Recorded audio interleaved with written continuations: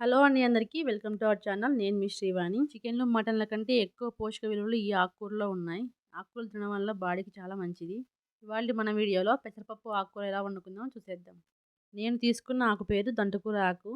మీ side ఏమంటారో comment చేయండి. తెచ్చుకున్న ఆకును ఒలిచిపెట్టుకొని నీళ్ళలో ఒక 5 నిమిషాలు బాగా నాననిస్తే దానికి ఉన్న మట్టి, ఇసుక ఏమున్నా వదిలిపోతుంది. తర్వాత రెండోసారి కూడా మంచిగా నీళ్ళలో కడుక్కొని చిన్న చిన్నగా కట్ చేసి పెట్టుకుంటే త్వరగా మగ్గుతుంది. అలాగే తినడానికి కూడా బాగుంటుంది. చెప్పడం మర్చిపోయా, పెసరపప్పు అరగంట నుంచి గంట వరకు నానాలి. ఇంకొక టిప్ చెప్పాలంటే, పెసరపప్పు కడిగి నీళ్లు పోసి పక్కన పెట్టి ఆకుకూర కడిగి కట్ చేసుకొని తర్వాత వేసే లోపల పెసరపప్పు నానిపోతుంది. ఇప్పుడు స్టవ్ మీద కడాయి పెట్టుకొని 1 టేబుల్ స్పూన్ ఆయిల్ వేసుకొని అందులోకి పోపు దినుసులు, మినపప్పు కూడా వేయండి. చాలా బాగుంటుంది. సన్నగా తరిగి పెట్టుకున్న ఆనియన్స్ వేసి సాఫ్ట్గా అయ్యేంత వరకు ఆయిల్లో ఫ్రై చేయాలి.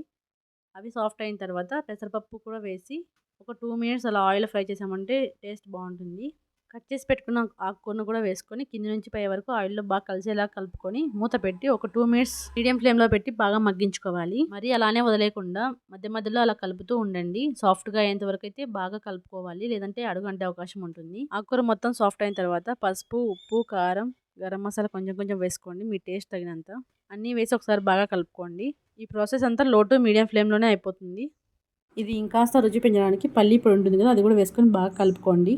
అన్నం చపాతీలోకి సూపర్గా ఉంటుంది. ట్రై చేయండి.